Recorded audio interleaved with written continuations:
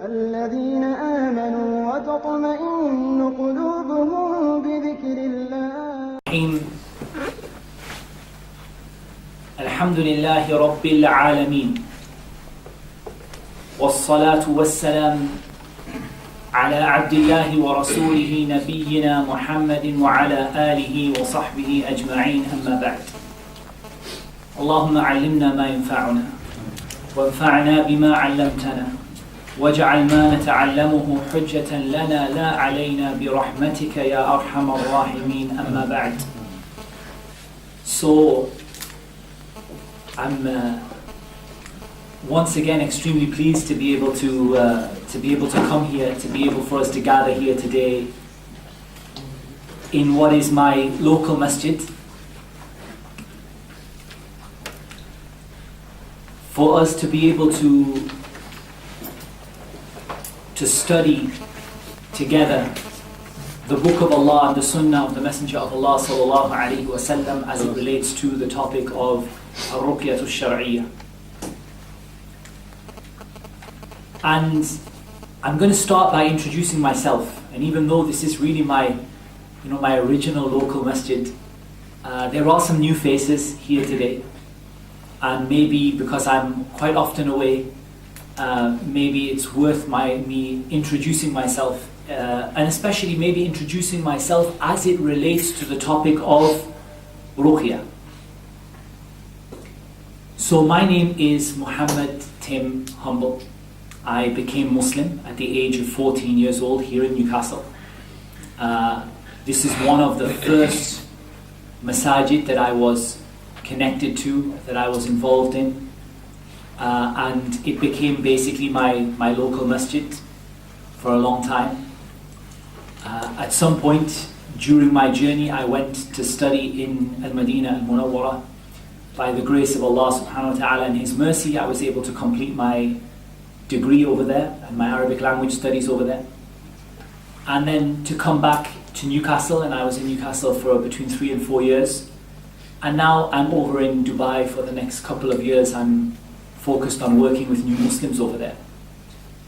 And as it relates to RUQYA, my journey in RUQYA began here in Newcastle.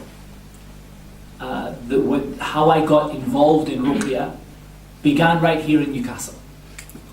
And don't worry, we're going to come on to define what RUQYA is and all of the issues. We're going to come to that inshallah in a moment. But just in a general sense, this topic that we're going to talk about today, my journey in this topic started in Newcastle. Started with a friend of mine who asked me about a family member of his who had become very sick and very unwell, and they couldn't find out exactly what was wrong.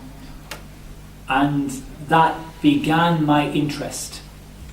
I guess I had read books, I'm sure all of you have read books on topics like jinn and RUQYA and magic, and some very famous books available in the English language, and many of them are in the masjid library at the back of the masjid. And of course, having sort of read that, I was interested. Everyone is interested in the topic, right? But I didn't really get involved in it until someone asked me about a particular case. And it sort of reminds me of the statement of Imam al-Shafi'i in his poetry, rahimahullah ta'ala. He said, كُلَّمَا أَدَّبَنِ الدَّهْرُ أَرَانِي نَقْصَ أَقْلِي فَإِذَا مَا زِدْتُ عِلْمًا زَادَنِي عِلْمًا بِجَهْلِي. He said, every time time corrects me, it shows me the deficiency of my intellect.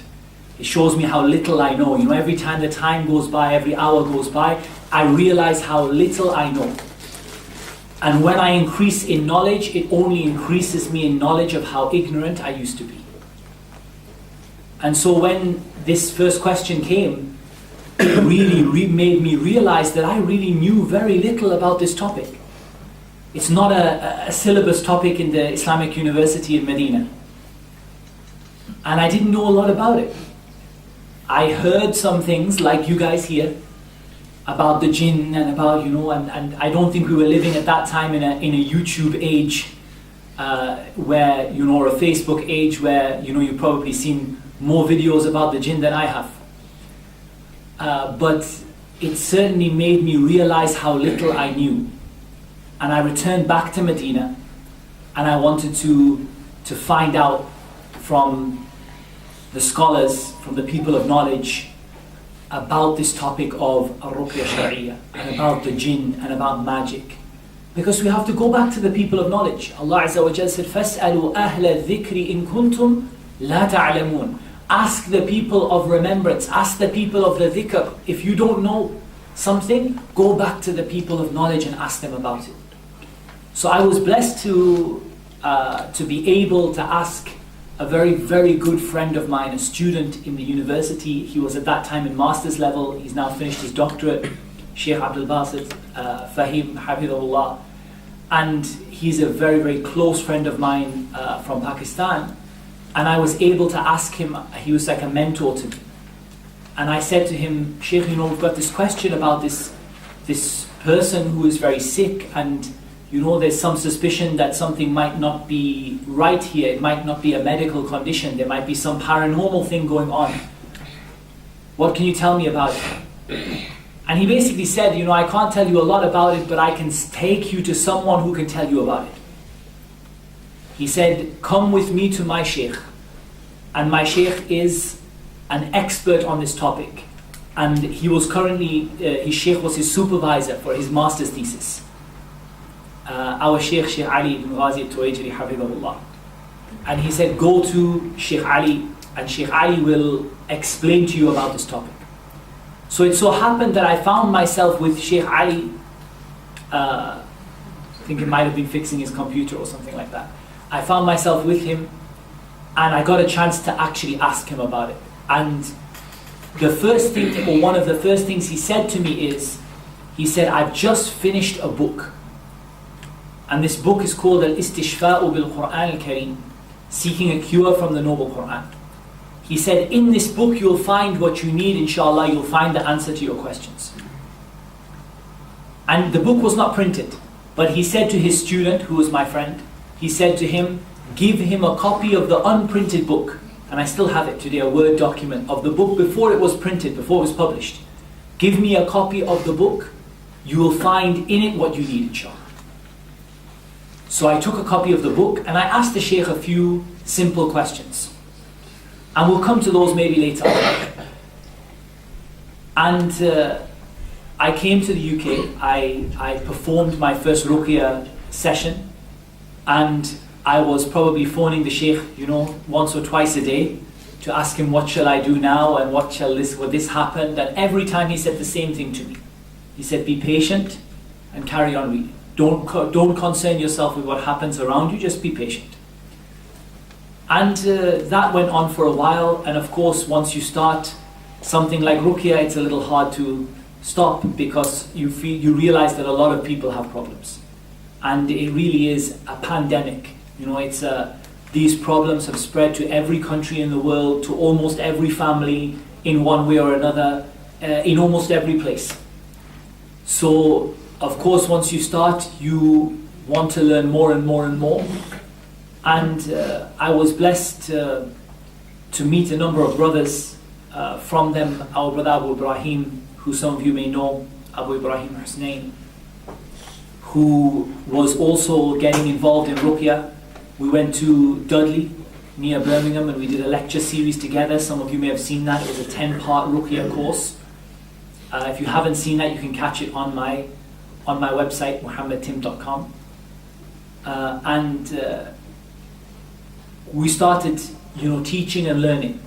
And I think that's the reality of how, you learn for the most part, is you get a foundation, and then when you begin telling people and doing it and practicing it and teaching it to people, what happens is you learn more and you get experience. And I started doing RUQYA up here in Newcastle. We used to do it primarily in Gateshead, in Masjid Furqan in Gateshead. And I met my RUQYA partner, who's the brother who does RUQYA with me, Brother Basak, which I'm sure many of you will know and have met. And he started doing RUQYA, RUQYA with me and beside me. So we would do RUQYA together. And then we were blessed to be able to meet Sheikh Adil Muqbil. And Sheikh Adil Muqbil, Hafidhullah, is one of the people who's the most senior experts on the topic of magic, probably in the world. He was at that time based in Riyadh, and he was in charge of the department of catching magicians in the Hayat al-Amr bil Ma'ruf wa Nahy anil Munkar. So he was part of the department of fighting against magic and magicians as part of the Committee for the Promotion of Virtue and the Prevention of Vice in Saudi Arabia. And basically that meant that his job day in, day out was catching magicians and stopping magic from happening. And he's been doing that for many, many years. And I was able to sit with him in London. We sat together. We went on a trip together to Cornwall. And we spent a lot of time, I spent a lot of time learning from him about the topic of magic and a little bit about the topic of RUQYA. And so that further increased my knowledge. And since then I've had a lot of opportunity to meet people all over the world who are involved in this topic and to contribute some of that back.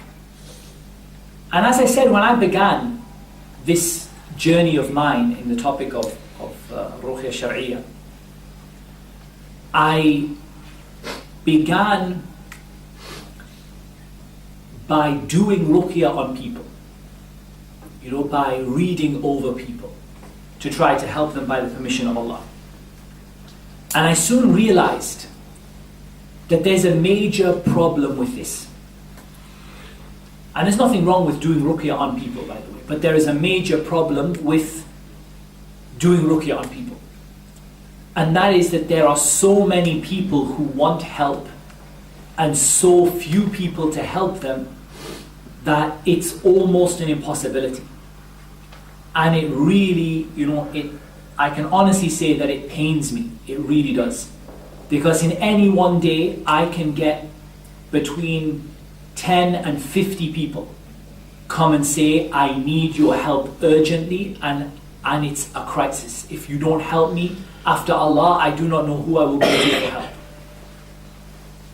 But as you know, a person can't do that. If I get 10 people a day, I can't help 10 people a day. If I get 50 people a day, I can't help 50 people a day. It's not possible.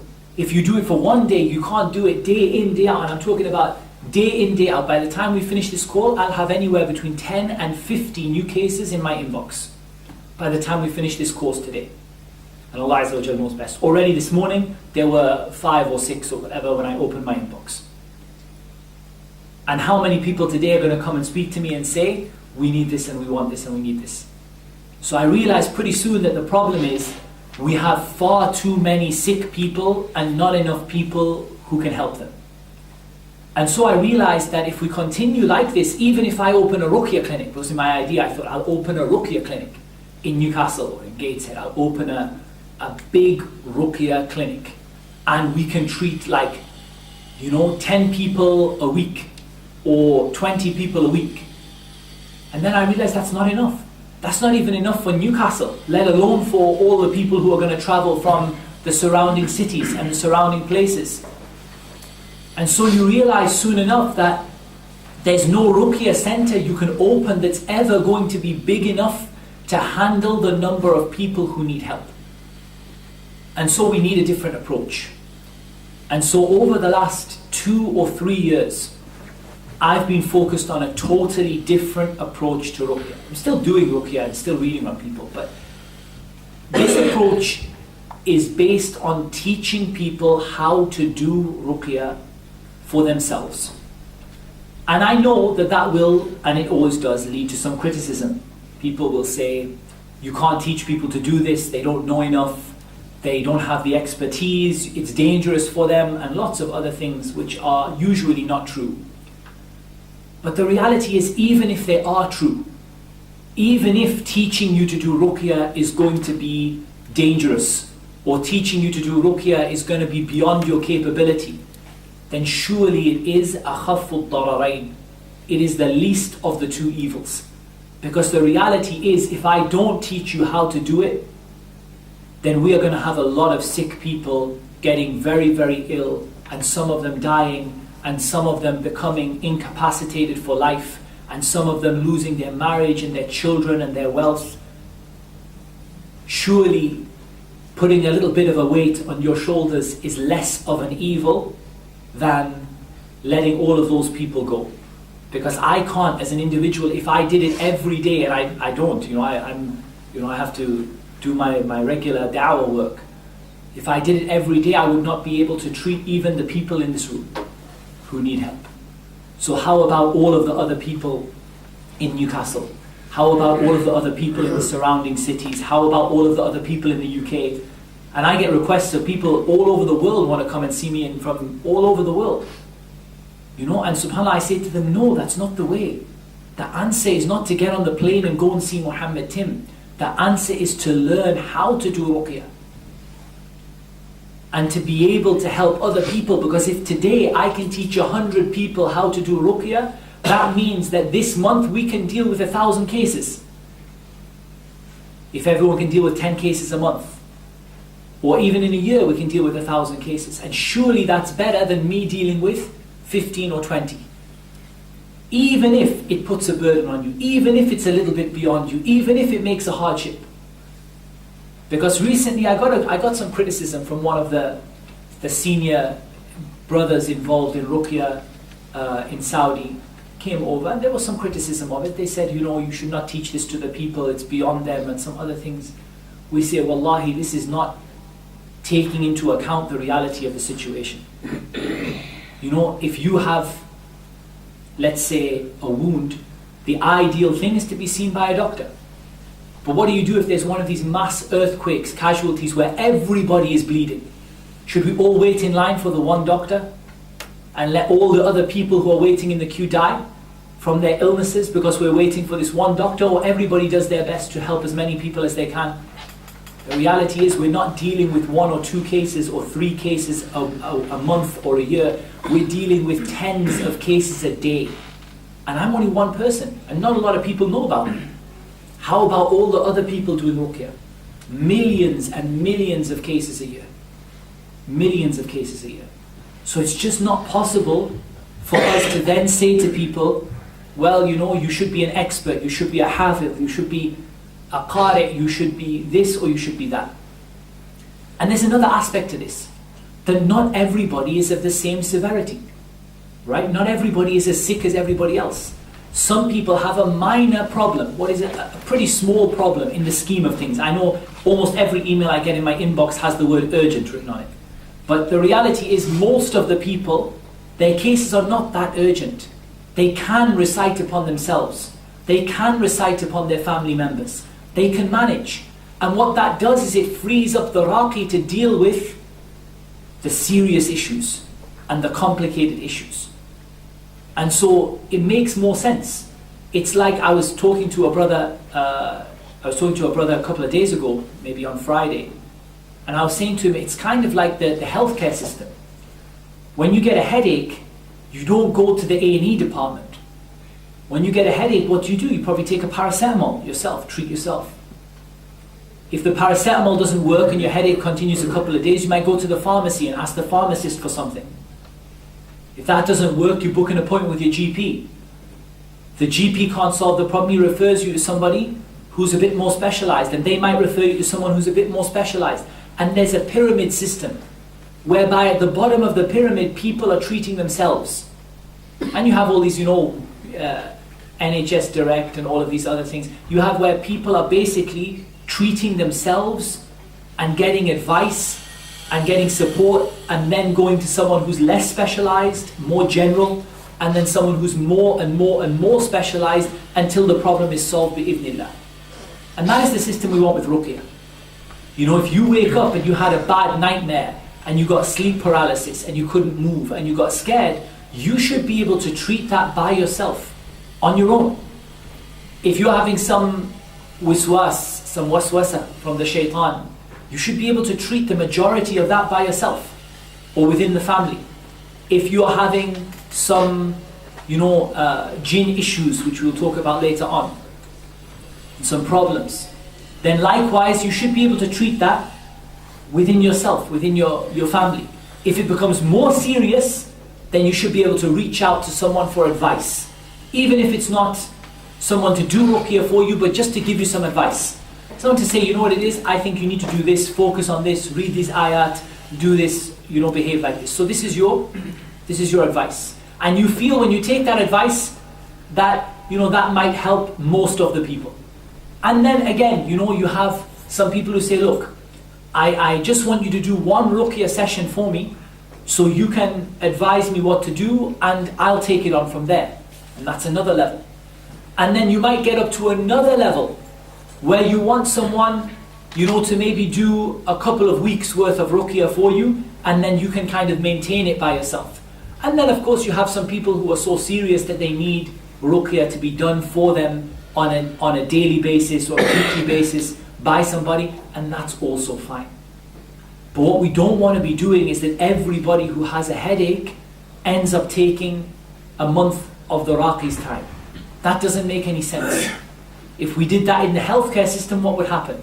The hospitals would be full, nobody would get treated, and people who are very sick would end up getting ill because the really sick people couldn't be able to see the doctor.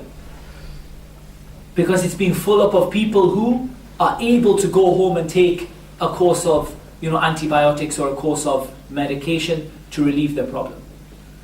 So what we want to do is, by this system, we want to achieve a few things. First of all, we want as many people as possible, bearing in mind that there is a global pandemic of problems of jinn and ruqya and magic and evil eye going all around the world in every place, that it makes sense to help as many people as possible to treat themselves. The second thing we want to do is we want to filter out those cases that are less severe. And I know when you have a jinn problem, it feels like the world is against you because you're dealing with an enemy you can't see, and it feels very scary. But the reality is most people can self-treat. And people get upset with me, honestly, people are constantly upset with me by email when I tell them I'm not going to give you an appointment, I'm just going to send you an email. And they say, why? It's so severe, it's so urgent. But I want to tell them, yes, but there are 200 other people in queue and some of them are more urgent. So the reality is we have to filter them. We have to say, like the hospital says, you can't get an appointment for 6 weeks. You say, but I'm in pain for 6 weeks. They say, yeah, but somebody else is dying. So the reality is that you can't get an appointment for 6 weeks because there are people who are more in need than you are.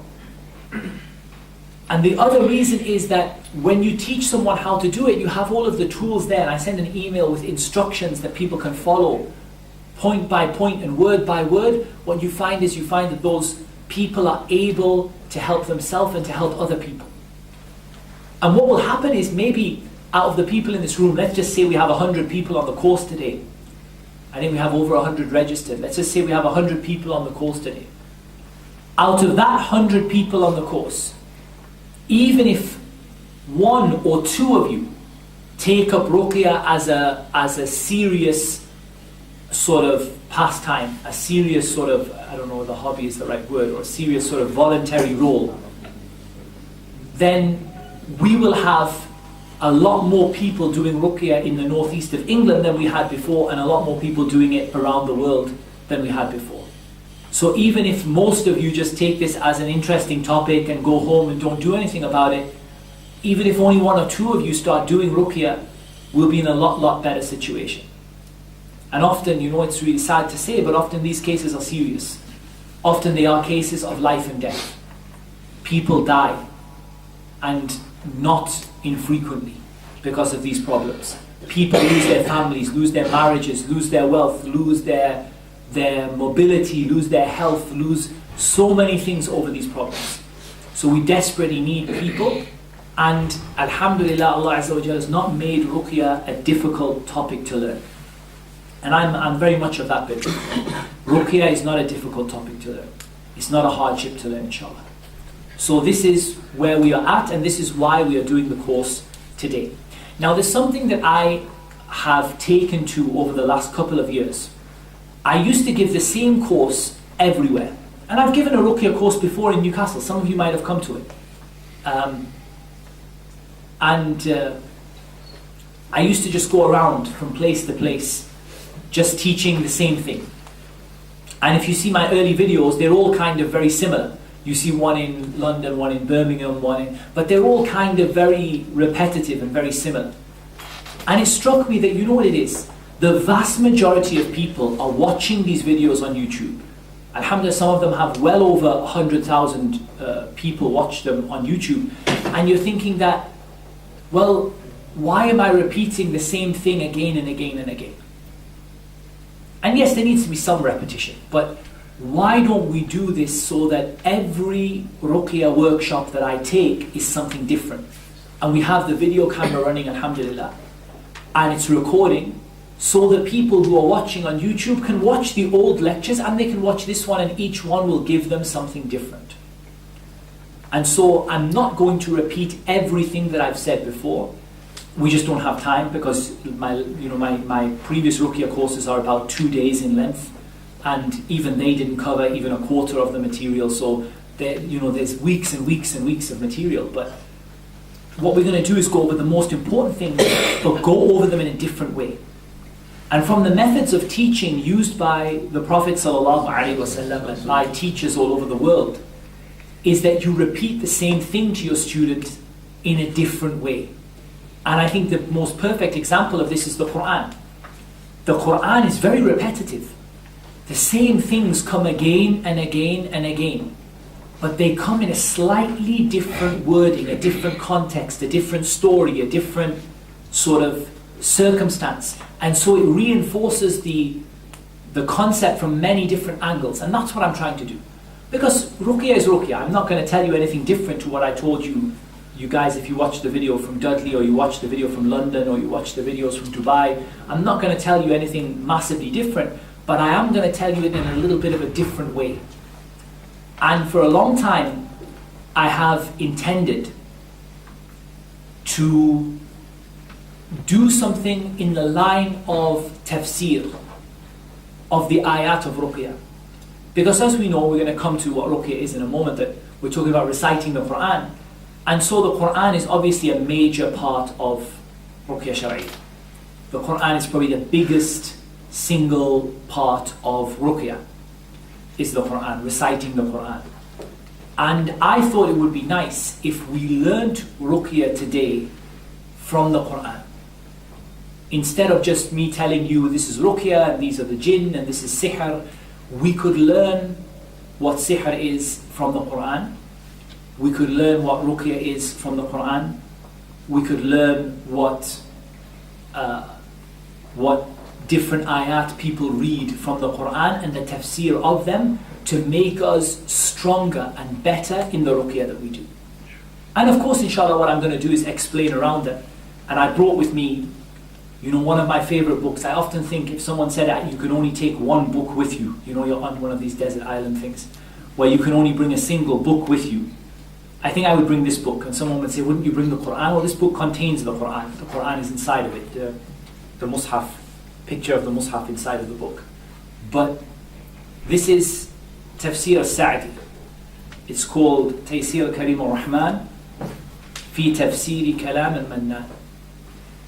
It's better known as Tafsir al-Sa'di. And Tafsir al-Sa'di, rahimahullah ta'ala, it's a beautiful, beautiful tafsir. Very, very short. And I think the 30th juz is available in the Masjid Library. You can actually catch juz number 30 is in the Masjid Library in English. Very, very beautiful book. Very insightful and very summarized. Just maybe one line for every ayah, or 2 lines for every ayah. Very, very, very short tafsir. Very beautiful. So I thought we would also benefit from Tafsir al-Sa'di today in looking at some of the ayat of the Quran that tell us about some of these things. And before I do that, there is something else that I wanted to do. And this is for the benefit of the video, inshaAllah ta'ala. Because all of you are sitting here today in the masjid, and all of you know the masjid, and you know what the masjid is planning and trying to do, and about the masjid, the new masjid project. But perhaps a lot of people who watch these RUQYA videos are watching from other places outside of Newcastle. And so I would like to just take a couple of minutes just to tell everybody, for the benefit of the video, about the project that is going on. So we sat here in the masjid in Newcastle upon Tyne, Newcastle Central Mosque, Masjid al-Tawheed. And as you guys can see around you, but you probably can't see on the video, is that we are basically in a temporary sort of structure.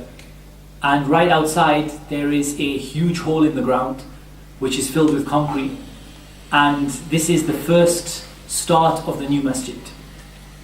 And so what we want people to do, inshallah, if you're watching this video from outside of Newcastle or you're watching this video later on YouTube, is we want you to go over to NewcastleCentralMosque.com, and you can see the spelling on there, NewcastleCentralMosque.com. And we want you to have a look at the project, and we want all these people who are watching on YouTube to support this project. Because let's be honest, it's gone on for a bit too long. I've been away for 2 years now, and I came back, and I mean, there's a bigger hole in the ground than there was before, but there's still a long way to go before the masjid is built. So we want, inshallah, all those people watching on YouTube to go to this website. I'm going to make this a condition. So if you want to continue watching the video, then you have to go to this website, NewcastleCentralMosque.com. Have a look at the masjid. Have a look at the things, the project that's going on, and contribute something. Wallah, if we get 100,000 views on this video and everyone contributes £1 or like $1.50 to this project, then we'll have raised £100,000 for the masjid. And these videos get a lot of hits, a lot of people watching from around the world. So everyone who's sitting here knows about the project, and I'm sure all of you have contributed, and indeed when you came today and you paid for the course, you all contributed to the masjid, alhamdulillah.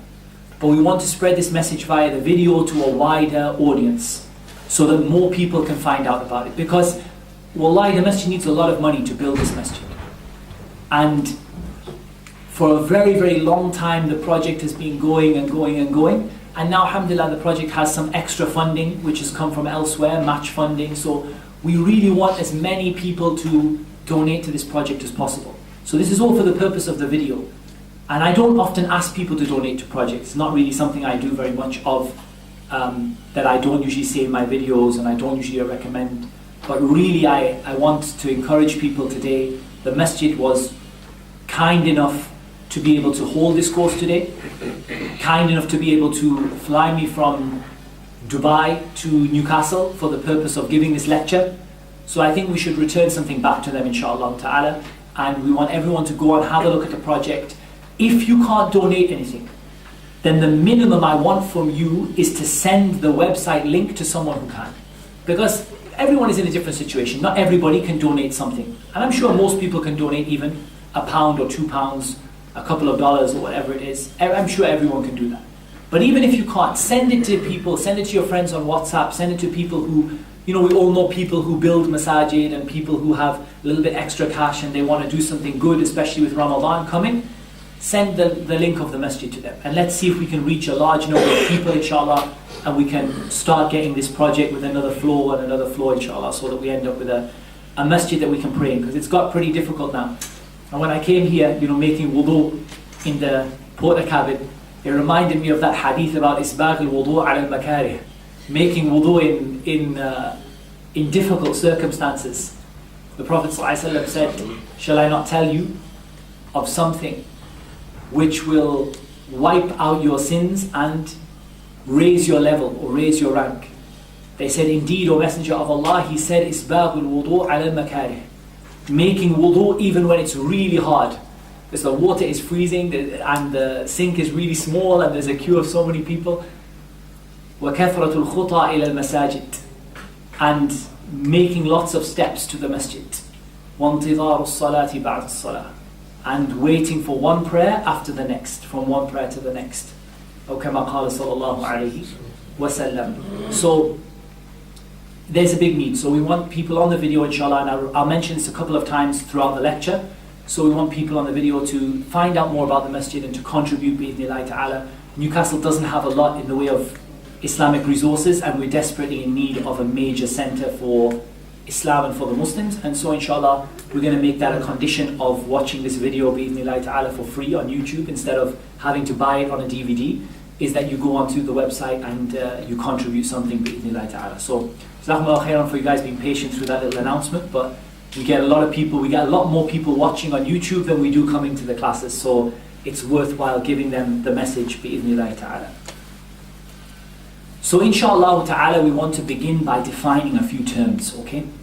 Because I think that one of the things that we need to do before we start is just clarify some terms. You know, who are the jinn, or what are the jinn, and what is magic, sihr, and what is ruqya. So I usually start with what are the jinn, or who are the jinn. And again, I'm going to be quite specific about this, and I'm going to take this from the Quran, because as we said, we're going to take this from the tafsir and from the Quran. We're not going to take this just from our own, this is what Muhammed Tim says the jinn are. We're going to listen to what Allah Azza wa Jal, Alimul Ghaybi wa Shahada, the one who knows the seen and the unseen, the one who created Khaliqu Kulli Shay, the one who created every single thing, told us about the jinn. What did he tell us about the jinn? So we have in this Surah Al-Jinn, many of you will have read, and again if you haven't, I want you just to make a note of that, Surah Al-Jinn. Surah Al-Jinn is the 72nd, I think, surah of the Quran, and it's not very long. It's only 2 pages long. Have a read of it when you get home, and we're going to read it together now.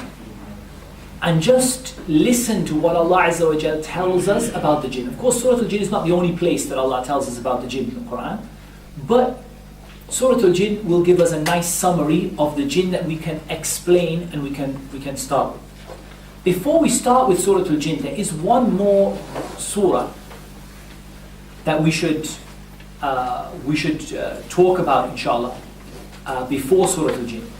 And that is Surah Al-Rahman. At the beginning of Surah Al-Rahman, when Allah Azza wa Jal explains to us what the jinn were created from. So Surah Al-Rahman is surah number 55. And Allah Azza wa Jal tells us about the creation of man and the creation of the jinn. So Allah Azza wa Jal tells us in ayah number 14 and ayah number 15. Allah subhanahu wa ta'ala says, خَلَقَ الْإِنسَانَ مِنْ صَلْصَالٍ كَالْفَخَّارِ وَخَلَقَ الْجَانَّ مِنْ مَارِجٍ مِنْ نَارٍ فَبِأَيِّ آلَاءِ رَبِّكُمَا تُكَذِّبَانِ. Allah Azza wa Jal tells us about what He created the jinn from. So the first thing we need to know is the jinn are the creation of Allah Azza wa Jal. And that should be fairly obvious, because Allah subhanahu wa ta'ala is the creator of everything. Khaliqu Kulli Shay. Allah created every single thing. And so we understand that the jinn are a creation of Allah. And we understand that they have a big role to play, because Allah Azza wa Jal mentions them along with the humans. Allah says, خَلَقَ الْإِنسَانِ. Allah created man. And then Allah tells us what He created man from. مِنْ صَلْصَالٍ كَالْفَخَّارِ. We're going to come to that in a minute. And then He says, وَخَلَقَ الْجَانَّ. And He created the jinn. مِنْ مَارِجٍ مِنْ نَارٍ. So we know that the jinn were created, and we know the jinn were created from something different to what Bani Adam were created from. So let us have a look at what Al-Allama As-Sa'di rahimahullah ta'ala has to say about the statement of Allah Azza wa Jal with regard to the creation of the men and the creation of the jinn. So he said, rahimahullah ta'ala, خَلَقَ الْإِنسَانِ. He created the men, or He created mankind, meaning He created the father of mankind, who is Adam alayhi salam. مِنْ صَلْصَالٍ كَالْفَخَّارِ مِنْ طِينٍ مَبْلُولٍ. So from a wet kind of, or a damp kind of clay mixed with water,